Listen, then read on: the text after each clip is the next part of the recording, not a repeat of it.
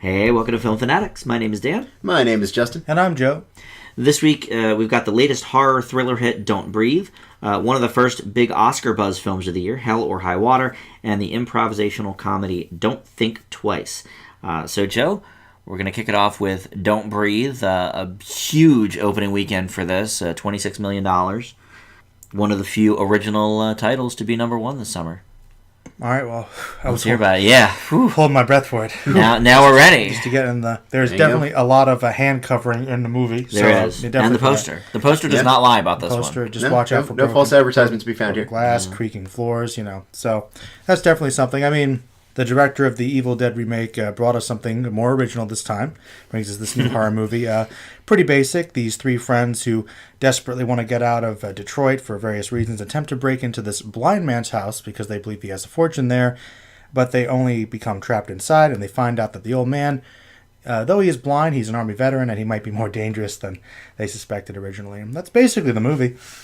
So this is one that I guess I have to say definitely works well, and a lot of points for building up some tension, some atmosphere. Obviously, you've got the concept of being in this one space and being afraid by every little sound and creak, some interesting camera angles, use of the limited space. There's a lot of good stuff there. There's also a lot of really silly jump scares, which kind of kills it too. And I have to say the performances are good. I think... Who's the girl, Justin? Is that Shameless? Jane Levy. No, she was on... Well, she was Shameless, actually. Oh, was she on Shameless? For like a season. Okay, yes. Suburgatory is the show she was actually starring in. Okay, yeah. But I haven't seen her and she was before. in Evil Dead as well, the she remake. Was in Evil Dead? Okay, It's been a while, but no problem. She was pretty good, and the kid from Goosebumps. Yeah, the one kid from Goosebumps and other things. Alexander. Yeah. Hashtag blessed. Yeah, that guy. Yeah. So I mean, some good young cast there, and Stephen Lang, of course, is the old man. You might remember him from Avatar and similar roles. Evil general guy. Yeah. So quiet role for him. I think this movie is well shot. I think it's pretty well made in terms of having an original idea. I think it tries, though, to make our characters a little more likable when they're not. I mean, personally, I didn't really care about them. I actually was kind of on the old man's side for much of the movie, which sort of killed it a little bit for me. And I did think that... I know that we have to suspend our disbelief a little bit, but he was blind. I just kind of thought they could have... gotten around some issues a little bit easier, So, for me, it balanced between scary and silly a lot of the time. But definitely nice to have a breath of fresh air in horror at the very least. What'd you guys think about it? Good pun. Unintentional, but yes, actually very good pun. Justin, what did you think about it? Well, I do have to say I really do like the director of the 2013 Evil Dead. I believe his name is, and I apologize in advance for the butchering this pronunciation, Fed Alvarez. I knew he'd try, yeah. I think he's got a really nice sense of suspense and terror, but I also think he hasn't quite found his footing in the horror genre yet. But I really do appreciate the emphasis. Like, he really does give a good sense of atmosphere, which I think brings this movie to life in unexpected ways. Like, he lets the characters breathe. He lets the scenes come to life. My one big criticism of that, though, is I think sometimes he shows his hand a little too early in this movie. Like, the first scene? For a little bit of context, when they finally do break into his house, shortly, I'm going to say maybe like 20, 25 minutes into the movie, there's this really weird long take where he decides to show you like close-ups of all these various weapons, and instantly... Yeah, the foreshadowing in this movie is a little ridiculous. Yeah. It's like, you did not need that. It's pretty obvious. You really didn't. Yes, we get it. He's got guns, he's got hammers. Yes, things are going to get bloody. I mean, like the one under the bed, I thought that was a cool shot. Oh, it was a well-shot scene. It was just pointless to me. Alongside that, I do think the actors work well together, except for one who, shall we say, departs fairly early on. Oh, I thought he did fine. I just thought the character was horrible. Caricature-y. But there were two things that really bothered me about this. Two. First, in a world where we're literally flipping our lids over things like Tropic Thunder and other aspects like that, a movie about a man with a disability going psycho is not getting anyone in an uproar. I don't entirely understand it. The second is the twist. I'm not going to give spoilers, listeners, but Don't Breathe tries to go for shocking, and in reality, it's just unpleasant. It just left me disturbed and really uncomfortable and having a lot more questions than actually feeling like I was scared and on the edge of my seat. Well, I mean, I know that there's different types of horror, I guess, and I've certainly had similar complaints about different movies, but you could, of course, make the argument that if the director wants to aim to make you feel disturbed and uncomfortable, that's one thing horror movies are allowed to do. But I mean, I feel like this was supposed to be like this big, flabbergasting twist that comes out of nowhere and just shocks you. It's like, not really. There's a big difference between Fight Club and Saw twist ending, where it's like, oh, that happened. Well, I can kind of see where you're coming from, but to be honest, I was kind of taken out of the movie a lot already, that the twist didn't really bother me quite as much, but I could see where you're coming from. So, I mean, I definitely want to give it points for originality, for a really nice pace, for just shy of an hour and a half, moves beautifully. Did you like Stephen Lang as the blind man? Stephen Lang is a great character actor. He's yet to prove himself otherwise. Playing a soldier again. playing a soldier again. I do have to admit I was not crazy about the epilogue, but if that's the way you want to go about it, fine. For me, it was just a movie I think could have been much better. Instead, it's just okay. Oh my god, I liked this so much more than you guys, I feel like. Mm-hmm. First of all, Justin, I'm not sure I understand the... you thought there should be an uproar because a blind man is... In a world where we're talking about representation and things like that, yes, blind man as psychopath / thing I can't mention due to spoilers, yes, absolutely. Why? Equal rights. I mean, why can't a blind person also be a psycho? I don't understand. To be fair, Justin, I mean, on the other end of the spectrum, we have Daredevil, who everyone loves. Blind hero. Yeah, true. Super Daredevil's crip, blind. But anyways. Super crip. Yeah, there you go. Which is not any better, but... It's not? I'm not getting why you think there should be criticism over this movie. I mean, I feel like, why not? First of all, they're breaking into his house. I agree. That's why I was kind of on his side for a lot of it. One of the Until key you really problems. shouldn't, but that's a story for another day. One of the key problems of this movie is that really nobody is likable. Yeah. Oh yes. I would say the best is Jane Levy because at least she's trying to take her little sister out of this horribly abusive trailer home they live in. Mm-hmm. So okay, she's got motivation. The best of them. Yeah. The best of them. Well, the other two don't really. I mean, Goosebumps just kind of likes her. Yeah, but my problem with him, I think he's supposed to be like the most sensible guy. Yeah, he's the straight edge one. But not only is he, obviously robbing people and this, old blind guy anyway for a girl, he's also ruining potentially his dad's company. Oh yeah, even though he cares about his dad, which bothered me too. That's what I'm saying. Nobody in this whole movie is really a good character in a movie of really only like 5 people. But my sort of issues with it, other than that, which, okay, it is what it is, I guess. But I do think that there were some light plot holes. My issue with the blindness aspect of it, Joe, look, this guy was a war vet, so he's used to combat. Yeah. He knows his house inside and out, and he's booby-trapped his house. Yeah. So I get why they wouldn't be able to maybe get around some of that stuff. Totally. My biggest issue is when she breaks into the house. He is watching the TV in his bedroom at a pretty quiet pace, but I mean, I feel like if you're blind, your other senses are heightened, number one. Yeah. B, number two, I should say, if you're a war vet, you're used to probably being awoken, by little things. By little sounds, whatever. Or gunshots. She breaks the window and, the glass shatters on the floor. It's like, I just didn't buy that he was still sleeping during that. Neither did I. Now, it's possible that he was maybe faking it to see what was going on. That's what I figured. But I don't know. We don't know. And I do think there's a little too, one or two too many endings.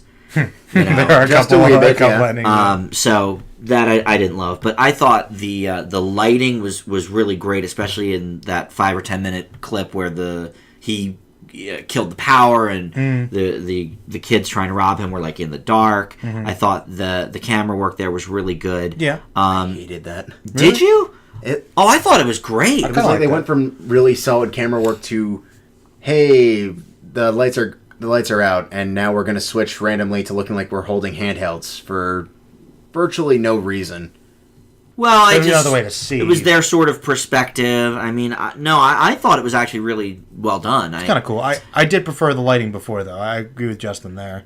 Well, I just think it added something Different? that we don't necessarily see in every horror movie. No, it was an You know. interesting convention. It's just I don't Yeah. understand why they clearly used an entirely different camera for it. I don't know. I just thought that was sort of sense of perspective, but I liked that. I thought the kids did have good chemistry. I like that kid a lot. Dylan Minnette is his name. Yeah, Goosebumps. He's a good young actor. Yeah. He is a really good actor. Every time he pops up, he adds something to it. Yeah, I liked this a lot more than I think you guys did. I didn't really get the jump scares. There were a few. All right. Certainly, were a lot. There were a lot. Really? Okay, Oh, well, yes. let me tell you one that happens like fairly early on. Okay, I don't. This is Maybe just I'm more immune to them now. I don't know. no. It's not that they bothered me. They just annoyed me. Like, okay, you're gonna go for the natural tension of a good horror movie and then throw in these jump scares. Like the dog was the first one. Yep. But like the one. Yeah, true. Okay, everybody's trying to like hold still because they're afraid of this blind guy. Which I'm sorry, I couldn't totally buy. And I don't care, even if he is Stephen Lang. And they're all there trying not after the one person gets killed, and then the phone just goes off, and I started laughing. I'm like, it's not. He just shoots it. I'm like, that's not scary. It's just kind of funny. Like, oh, oops. Well- What is he gonna do now? So I don't know. I think it was a bit of a mixed All reaction. right. I feel like maybe you had to do a few things like that because he's a blind guy, and so you The sound, want yeah. you want something that there's a trigger sound, so he's going to shoot the gun. But look, I don't know. I To think me, it sort of fit with the story. that definitely makes it the jump scares more excusable. Mm-hmm. But it almost is like they set up a plot around it so they could use those jump scares, without people drawing more attention to them as being lazy. Yeah, all right, maybe. It didn't say that they're necessarily horrible, but Yeah. I don't know. I think it would have been even more interesting if the guy wasn't blind. I thought that was actually going to be the twist, to be honest with you. That would have been a good twist. Well, what grade would you give Don't Breathe, Joe? Well, I'm going to breathe out a B- for it. Okay, well, it's actually an A- for me. Justin? And I'm right with Joe, B-. Okay. Up next is Hell or High Water. Or as I like to call it, Jeff Bridges, Texas Ranger.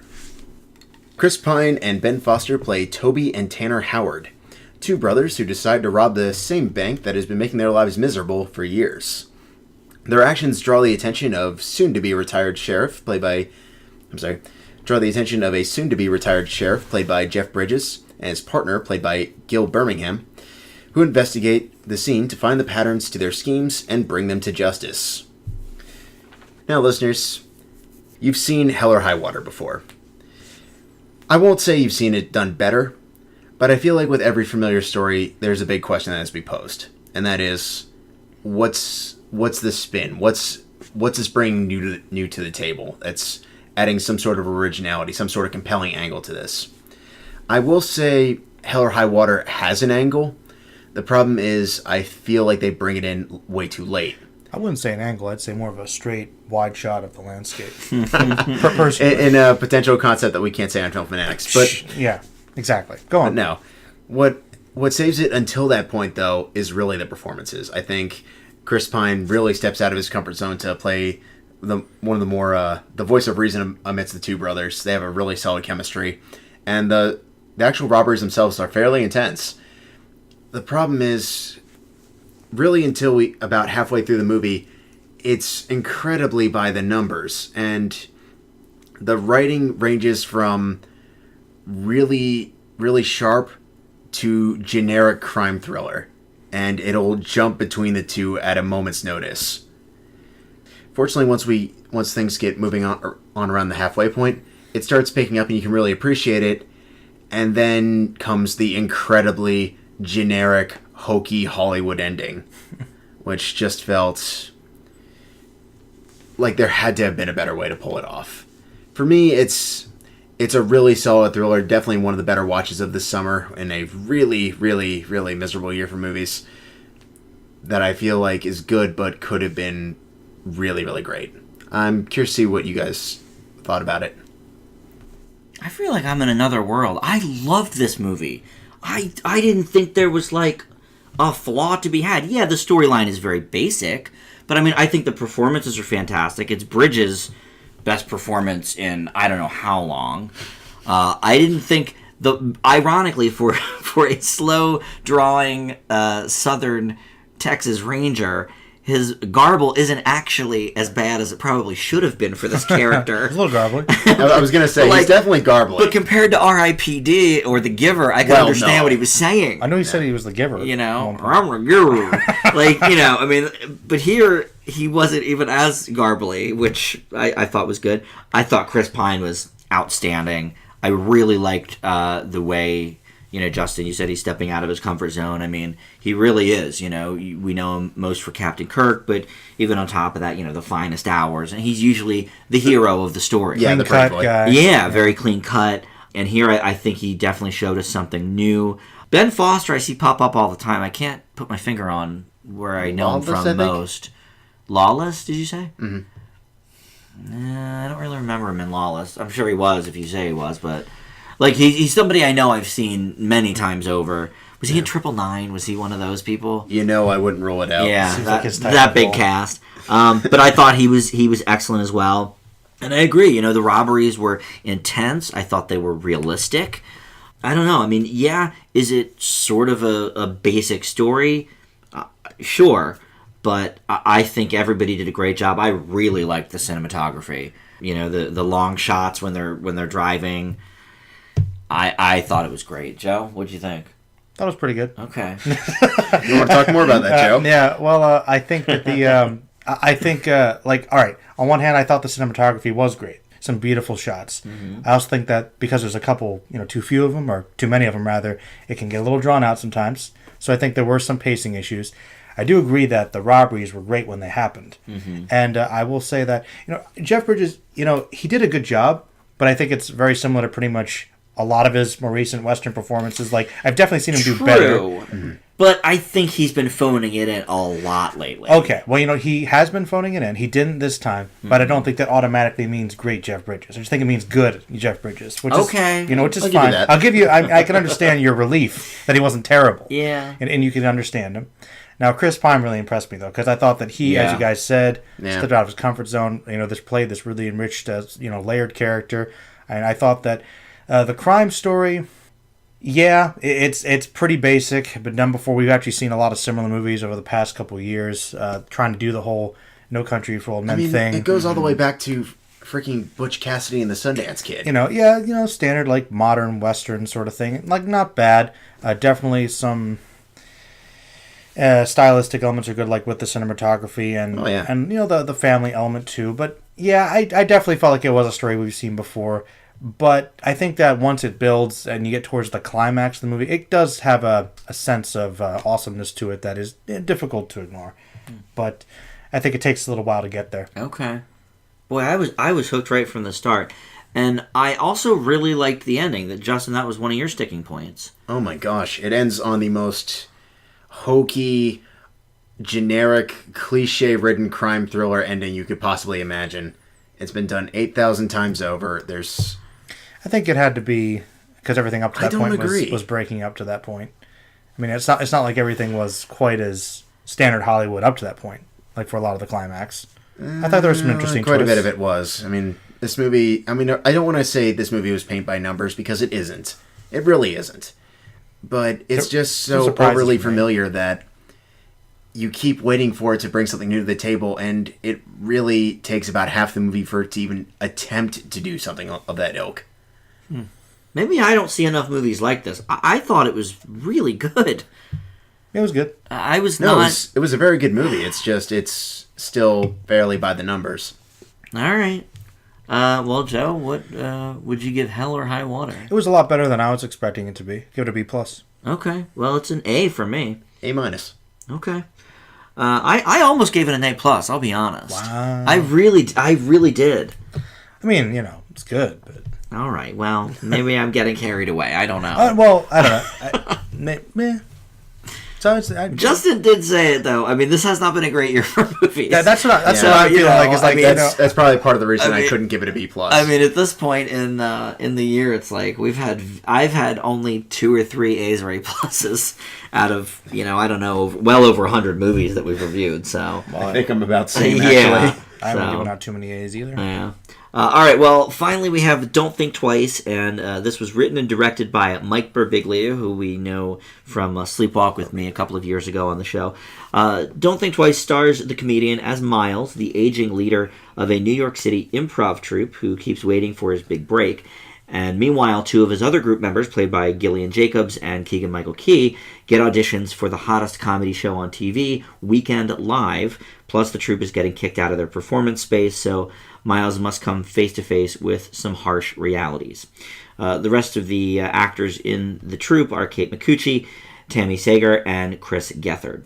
Now, the reason I wanted to lead this is because I did improv all through college. This really speaks to me. And as somebody who, did improvisational theater for 4 years and also know quite a few people who have formed troupes over the years, as far-reaching as, places in Vegas and L.A. and here where we live in Pennsylvania, I can tell you this is probably the most truthful script I've seen the entire year.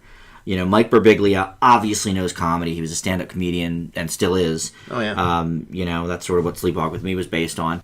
So I have to imagine he's either been in improv troupes himself or did his homework for this film. Now, I don't know how much of the film itself was actually improvised. Probably their scenes on stage, I would imagine. More than likely. Other than that, I think he probably, oversaw all of that. But the emotions these characters run through are very real. The satire on the SNL stuff, celebrity itself, observations about the group mentality and how other performers deal when one of their own makes it big, I thought were spot on. And it's very funny in places, but it's also very sad. There's a side story about, one of the actors' father getting in a motorcycle accident. The main issue I had with it was I don't think it's that relatable to people outside the business. It's very, very inside. Glad you said that. Yeah, so I'm curious to see what you guys thought of it, because for me it really spoke true, but the person I saw it with really didn't care for it. So I'm curious to see what you guys think. I'll start off by saying that I'm glad I saw it. I definitely think it's an interesting movie. I always like when a movie tries to show me in detail about something I don't know a lot about. Mm-hmm. And I guess I knew improv was a thing, but I didn't know it was as big a thing as it is. I think that there definitely seems like there was some interesting stuff, some human stuff, which is always good. Adds for some good drama, which I did like. And I like a lot of the actors. I thought they're very likable, charismatic people. I enjoyed seeing them. And you believe that they're a real cohesive troupe for years. I could definitely see that. Yeah. But I will admit that, I don't think it's quite as relatable for me, exactly what the struggles were of it. And honestly, I didn't think it was that funny. Okay. And I don't know if that's an improv thing or these particular jokes, but I was just like, that was kind of disappointing. Like, I was like, I like the people. I like watching them, but a lot of the jokes... Well, okay, let me speak to that a little bit. I just didn't find it funny. Think a lot of their improv stuff on stage was funny. Okay. What was funny to me was a lot of their behaviors. Definitely. Like the people I know who have done a lot of improv stuff in their adult lives, long past I did it in college, they do those weird things where it's like... they're always on, or they're always coming up with, your dad's in the coma, and we just, saw him, and he sounded like E.T. They're always sort of trying to find the gag in something. Always. And always. Okay. And while it's not inherently always that funny, to them, it's like, the biggest scream of the year. Oh, so good, I thought that kind of stuff was funny, just the I know these people kind of thing. Yeah. Which I guess would work for you. Yeah. Mm-hmm. Yeah. Which is why I think it's very inside. I do feel like for that group of people, for a specific audience, it could be great. Yeah. But I'm not sure it was the best movie for me. Yeah. Personally. Okay. Justin, same kind of feelings? Not quite, actually. So, obviously, we've talked about Sleepwalk with Me on the show. Great movie. I really enjoyed it. It was a good one. And I think this is a movie that could have very, very easily fallen into the cliche that I've forever coined as very quirky because indie. And it really isn't. And I think a lot of that is because Birbiglia is just... I would say very quirky because improv. because that's You would. I think that's why these characters are quirky. Well, it's an independent movie, but No, it is obviously, I know. but as opposed to what was the one that you guys didn't really like with Adam Driver and Ben Stiller? Oh, You know, was it called Indie? I forget. the one where he's trying to be. I liked it. rock star, Yeah, yeah, whatever or it was. whatever. While we're young, isn't that what it was? That yeah, one was yeah. okay. Yeah. That was okay. Yeah, but that was a very, very indie movie Yeah. that maybe didn't have to be. I feel like to be true to these characters, this one kind of does have to be. I mean, So to play devil's advocate with that, it's Noah Baumbach, who, if you don't expect him to be quirky, there's probably something wrong True. with you. But I digress. But no, this one I think really benefited from its honesty, the way it flows organically. You're right, Joe. It's not the funniest movie out there, but I think it's funny at the appropriate times it should be funny. I think it's very sad. I think it's oftentimes kind of depressing, but I think there's so much truth to that it almost compensates. Like, yes, they're finding their own sort of individual humor in these incredibly tragic situations. And I think it speaks a lot to who they are as people, and I think that speaks a lot to just the art of improv as a whole. Yeah. Which you mentioned it's inside. I do and don't agree. I agree because, yes, it's a field that it's incredibly hard to elaborate in just a 90-minute movie, but at the same time, I think it gives you a very good idea of, okay, what does it mean to be in improv? What does it mean to be searching for success through improv? And really, what does it mean to be dealing with mainstream comedy versus more underground comedy? Sort of the same deal between mainstream film versus independent film. There are similarities and differences, and certainly the two intertwine at various points in time, but it's two very different worlds, and what breaks the mold isn't always what you expect it to be. Much in the same case as what we see here, the successful up-and-comers are not always the most talented of the bunch, which I think speaks volumes not just about improv and comedy as a whole, but just of the entertainment industry as we know it, which I think is an incredibly poignant observation on Birbiglia's side. I will admit, I do think sometimes it doesn't do the best in terms of shifting between character perspectives. I like where they went with some, but I feel like with others, they take too long to get them started, and at the end, it's just sort of a capper. Well, there were two that really don't get focused on at all. Yeah, and one I was actually really looking forward to getting to know more, but one thing I do have to give this movie points for, and it's something that I've been criticizing movies all over 2016 for. This movie pulls an epilogue, and I'll be honest, I was actually okay with it. Okay. Like, it fits in line with the movie as a whole, and even though I think it's a little happier than it should be, it fits the narrative mold, and I was able to accept that. Is it the perfect comedy? No, but I think it's an incredibly solid second effort from Birbiglia as a director. I thought the ending was one of the worst parts. Oh, really? The epilogue. It just was very hokey. I mean, I don't know. It wasn't that different from the epilogue in, like, Sisters, let's say. Oh, God, no. No, it kind of was the same. I mean, I don't know. No, the Sisters epilogue was like, oh, hey, we wrapped everything up. Let's get a comedy bit and bring back Amy Poehler and Tina Fey for 5 minutes to do random comedy. There was at least something going on here. I kind of preferred this. It was kind of the same message, though. I sort of felt like, they all make up, but, I don't know. And, It's pretty standard. happy ending. I thought for a movie this bold, I thought it was a very standard ending, yeah. I will say this, though, Joe, if you care to hear my favorite joke. Okay. Because it was a broad one. Okay. Ghost Lincoln.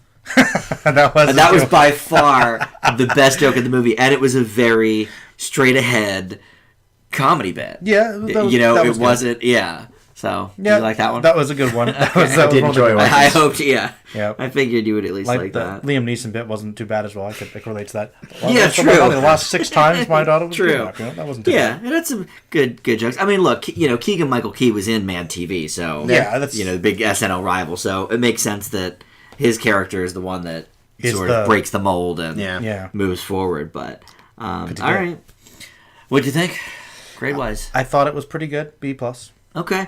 Yeah, I think, for me personally, I think it would be a little higher, but because it is so inside, I leave it with an A-. I'm Justin? actually highest of the group, A. Wow. All right. Well, very interesting. Well, hey, at least... maybe Don't Breathe wasn't a runaway success, but all positive grades for all three movies from everybody. So Yeah, gotta like that. That doesn't usually happen. Not quite. No, actually, that doesn't usually happen. Well, there's usually like a Ben-Hur in the mix or something. Like that to shake things up a little. Wait a minute. Skew the numbers. Yeah. But I don't think anybody gave Ben-Hur a positive, though. That's what I mean. Nobody gave it a positive, yeah. so there's usually one. But Yeah. All right, well, that's the show then. Thanks so much for listening, and there is a bunch of minisodes up. You've got the speaking of Ben-Hur, the epic movie monthly old classic show is up. With a good one, yeah. And then we've got, of course, the Star Trek stuff every week. Oh, and the Drunk Film Fanatics. If you haven't checked that out, very interesting show. We watched the film Shorts and got wasted, and then talked about it. So that's an interesting one as well. It is. And of course, Joe, lots of great stuff on your Merlin channel. Yeah, lots of good stuff coming out soon. I'm a little behind on some things, but I got to get caught up. You get a lot of requests, so it's hard to fulfill all of them. It is. It really is. And you guys listening, if you haven't subscribed yet to our channel, go ahead and do that. We'd love to have you aboard. And check out the Facebook group, Film Fanatics with an exclamation point, and the Twitter feed at Film Fanatics Pod. Thanks so much for listening, and we'll see you back here next time.